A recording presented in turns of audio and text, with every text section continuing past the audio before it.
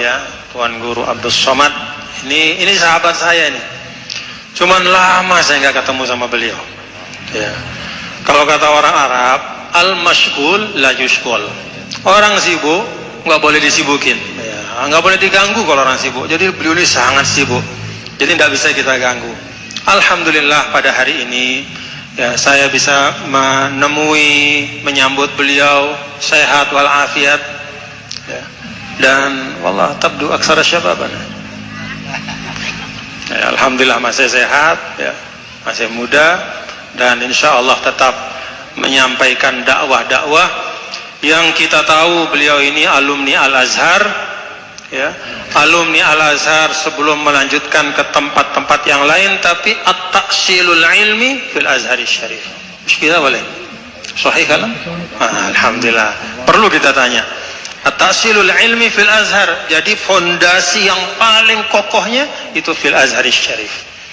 Dan beliau adalah salah satu dari murid, ya, yang meneruskan, ya, apa-apa yang merupakan pesan dari Fadilatul Imamil Akbar Al-Ustadz Dr. Syekh Ahmad Muhammad At-Tayyib, yang selalu mengatakan kepada kami para alumni Al-Azhar, seperti yang disampaikan kepada saya, ya disampaikan juga bilisanil hal kepada beliau. Ya Muhammad, mush muhim inta wazifatak ya mush muhim inta fit tijarah fi siyasah wal fil hukumah ghair al hukumah ahamu syai' innak ka abna'il azhar inta wa ikhwanak abna'il azhar taqumun bi ta'zizil wasatiyah. Itu pesan beliau. Jadi semua alumni Al-Azhar kemana-mana itu meneguhkan wasatiyatul Islam. Apa itu wasatiyatul Islam? Beragama dengan ilmu, itu intinya. Beragama dengan ilmu. Wa kullu man bi ghairi ilmin ya'malu a'maluhu mardudatun la tuqbalu, kata Ibnu Ruslan dalam subatnya. Jadi itulah prinsip dari wasatiyatul Islam, beragama dengan ilmu. Dengan keikhlasan penting, dengan semangat penting, tapi kalau tidak ada ilmu, ujungnya pasti tidak akan maslahat untuk umat. Nah, beliau kemana-mana itu selalu menyampaikan dakwah dengan ilmu. Mudah-mudahan beliau dipanjangkan umur, disehatkan, diafiatkan, dijauhkan dari segala macam fitnah dan mara bahaya, didekatkan kepada jalan-jalan kemudahan dan kebaikan. Dan untuk kita semua juga Al-Fatihah.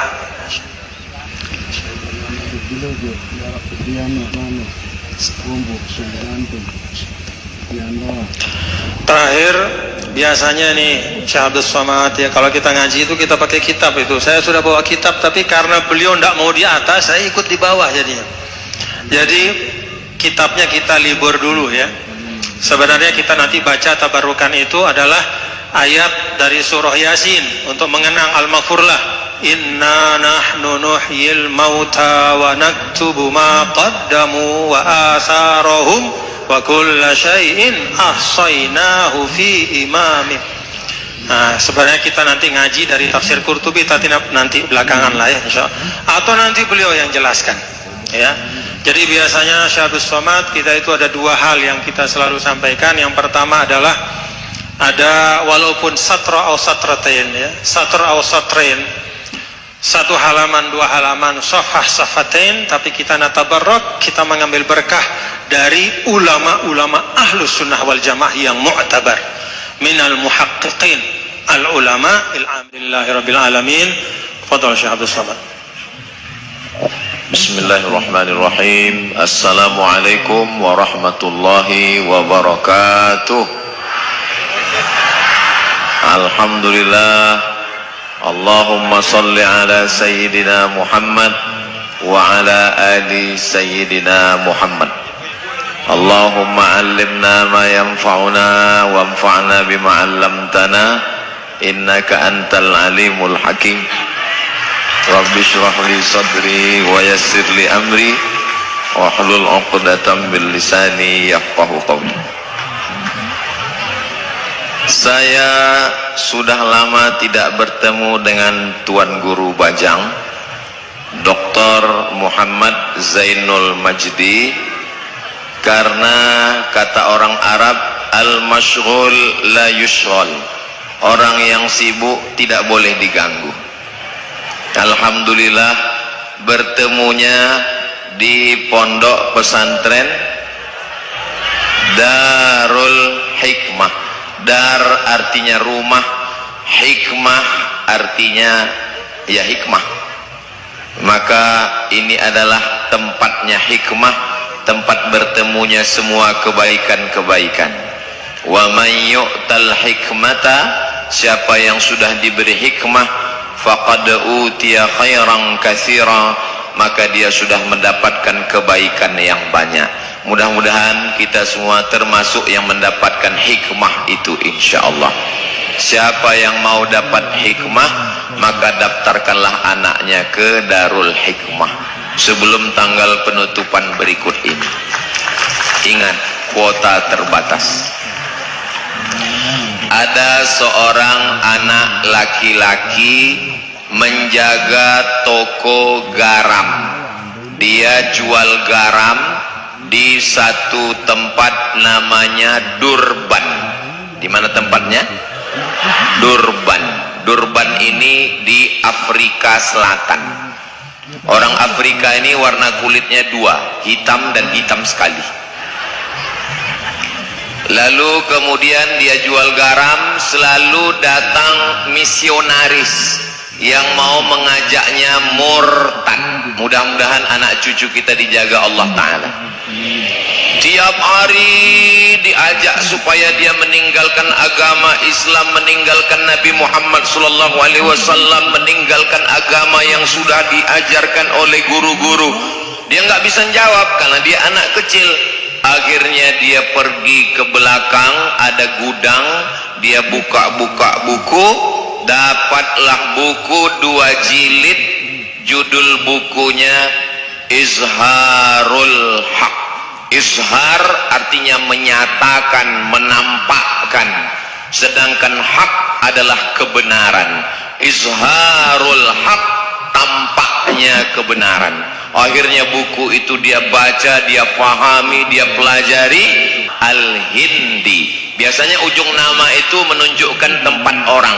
Al-Hindi berarti orang India, Al-Makki orang Makkah, Al-Madani orang Madinah, Al-Lomboki orang Lombok. Lalu kemudian anak laki-laki ini menjadi pendebat ulung, walaupun bapaknya hanya pedagang garam dan dia melanjutkan kerja jual garam, tapi karena dia rajin membaca, memahami, menghafal, akhirnya dia seorang pendebat namanya Ahmed Dedan dari Afrika Selatan. Pusatnya namanya Durban, nama lembaganya IPCI, International Propagation Center, Islamic International Propagation Center, pusat propaganda dakwah Islam.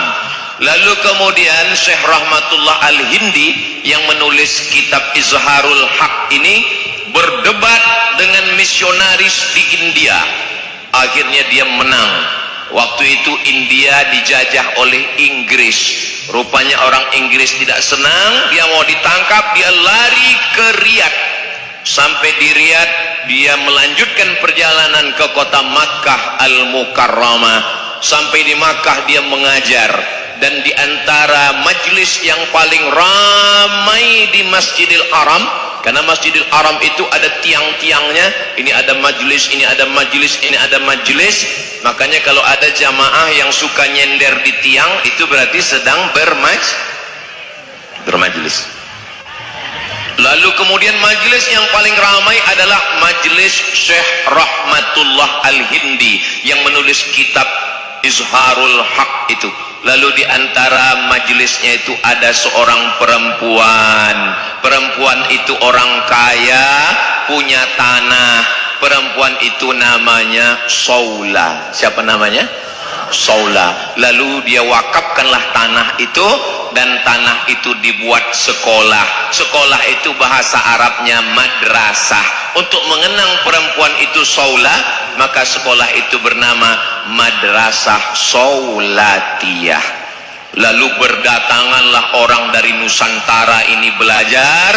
Ada yang datang dari Pulau Sumatera, namanya Syekh Mustafa, belajar ke Saulatiyah. Setelah pulang berdirilah pondok pesantren tertua di Sumatera, namanya Mustafawiyah, karena kebetulan yang mendirikannya Mustafa, jadi namanya Mustafawiyah. Kalau kebetulan yang mendirikan Abdul Somad, namanya Somadiyah, tahun 1912. Lalu kemudian ada yang datang dari wilayah timur Indonesia, dari Pulau Lombok, itulah dia Maulana Sayyidi Syekh Zainuddin Abdul Majid rahmatullah alaih. Lalu kemudian setelah beliau pulang, berdirilah satu lembaga besar yang disebut dengan Nahdlatul Watan. Saya kemarin memberikan tausiah di salah satu desa, katanya satu-satunya desa di Pulau Lombok ini yang berasal dari bahasa Arab.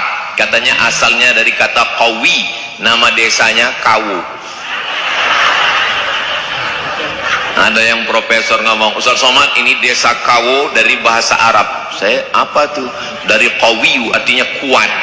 Ustaz Somad, di sini dulu orang sholatnya cuma 3 kali, dan yang puasa hanya orang-orang tua saja, yang sholat hanya orang-orang yang sudah jompo saja. Sampai akhirnya datanglah Maulana Sayyidi Syekh Zainuddin Abdul Majid rahimahullah. Lalu kemudian beliau berdakwah, mengirimkan dai-dainya, berkembanglah dakwah Islam sampai hari ini, sampai hari kiamat insyaallah. Salah satu murid dari Maulana Syekh adalah, itulah dia Tuan Guru Muhammad Juwaini Mukhtar, yang hari ini haulnya sedang kita peringati. Mudah-mudahan putra-putra tuan-tuan guru beliau, murid-murid beliau, dan semua yang hadir ini mendapatkan barokahnya insyaallah. Amin ya rabbal